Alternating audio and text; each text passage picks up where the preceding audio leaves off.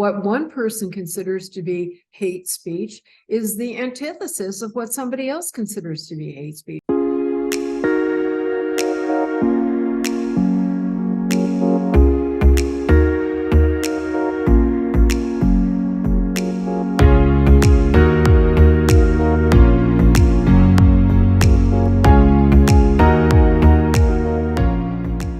Hello, everybody. Thank you for joining the First Amendment Museum for another installment into our one-on-one interview series.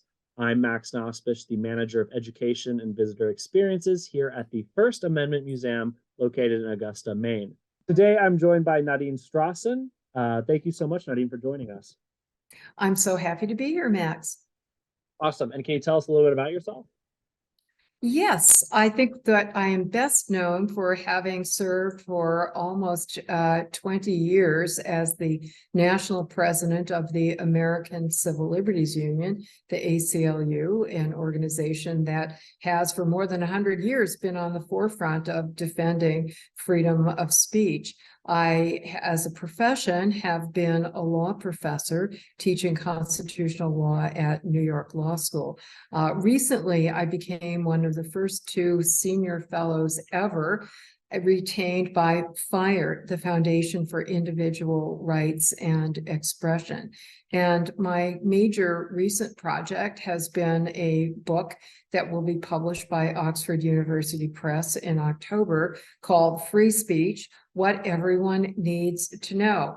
I should also mention also in the fall, a three-part television series called Speaking Freely will come out on public television networks around the country. And I have served as the project consultant and am the host of that three-part series.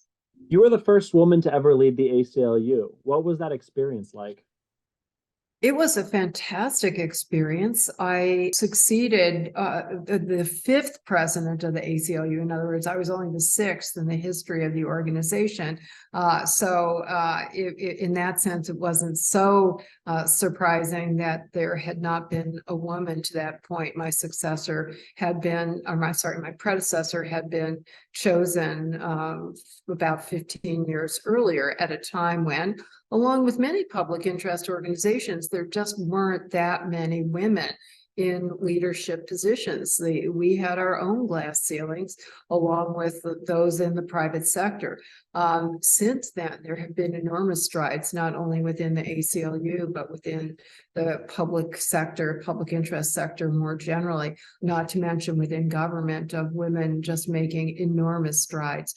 I say all of that not at all so that we can rest on our laurels and say we no longer need to be concerned about gender equality, but rather for the opposite reason, that we should be encouraged by the progress we've made toward bringing in and including not only women, but other members of our society who have historically been marginalized and disempowered. You are the author of Hate: Why We Should Resist It with Free Speech, Not Censorship. Can you tell us what even is hate speech?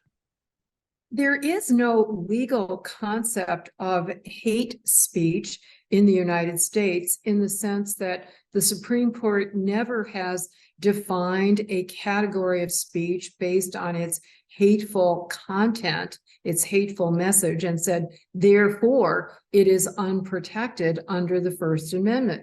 To the contrary, the Supreme Court has continued to uphold a core principle. It's actually called it the bedrock principle of free speech, namely viewpoint neutrality or content neutrality, that government must remain neutral with respect to the content, the viewpoint, the idea, the message of speech.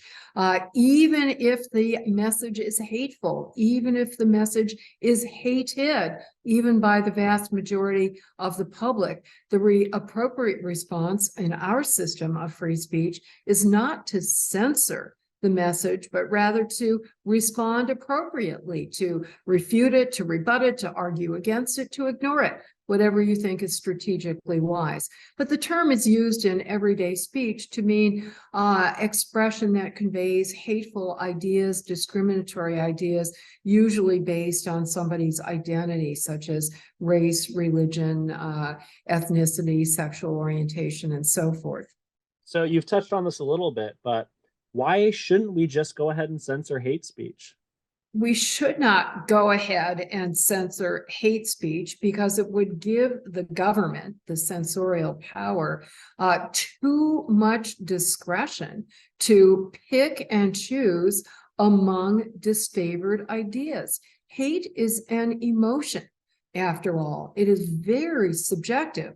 What one person considers to be hate speech is the antithesis of what somebody else considers to be hate speech. And let me give just a very current example. Many people support the Black Lives Matter movement and consider it to be a positive advocacy of human rights and equal justice. But other people, including powerful government officials, have denounced Black Lives Matter advocacy as hate speech against white people or against police officers. Some people have even denounced the concept of free speech as hate speech. On college campuses, there have been signs saying free speech is hate speech. I guess the idea behind that is they see that some white supremacists and others are invoking their free speech rights to say hateful ideas. So it simply would eliminate any meaningful free speech for any of us to discuss the most important issues of the day, were government to have that censorial discretionary power. So we talked a little bit about the government, but should we allow hate speech on social media? Again, when you ask, should we allow, the First Amendment allows the social media companies to make their own determinations about which messages they will host and which they will not, which speakers they will host and which they will not. The same as any private sector media platform. Now, the social media companies may well decide, to the best of my knowledge, they all have decided that as a matter of their editorial policies, they do not want to host hate speech. And so they have so-called community standards, content moderation standards that eliminate, that deplatform what they have labeled as hate speech. And while I defend their right to do that, it raises exactly the same problems that giving the government this discretionary power does. A few years ago, USA Today had a big headline called Facebooking While Black. And the complaint was that messages that were pro-racial justice, pro-Black Lives Matter, messages that included calling out hate speech, quoting it to show support for those who were targeted by it, to show condemnation and criticism for those who were engaging in it, were just taken off and treated the same as hate speech that was coming from a white supremacist. And so no matter who is exercising that discretionary power, whether it be Big Brother, the government, or big tech, it still is very problematic in terms of even anti-hateful ideas. So working here at the First Amendment Museum, people always ask about hate speech, or they always make a comment about hate speech when they visit. Why do concerns over hate speech dominate so much of the discourse in regards to the First Amendment these days? Why is it in everyone's minds? I will hope that every time you get that question, you will refer them to my book. Seriously, I'd be happy to donate a copy or two to you. But that's exactly why I wrote my book, Max, because it is, along with disinformation and extremist speech and pornography, I think these are the categories of speech that are continually the most controversial and really put us to the test. Do we really mean it that government should be neutral with respect to viewpoint? I think it reflects very well on our society in general. Obviously, we still have too many people who subscribe to hateful ideologies, but I think by and large, most of us do hate hateful messages and hateful ideas and wish that they would go away. I certainly share that concern, especially as the daughter of a Holocaust survivor. How could I not be concerned about seeking to suppress not the speech, but the underlying ideas? And where I strongly disagree with those who advocate censorship is that I think no matter how well intended it is, it ends up being ineffective at best and counterproductive at worst. You're not going to get rid of hateful ideas by punishing the person who expresses them. That simply turns them into a martyr. It hardens their attitudes. If we really want to fight hatred, we have to reach out with education, with persuasion, even with empathy and compassion toward the people who are espousing those ideas, respect for them as individuals.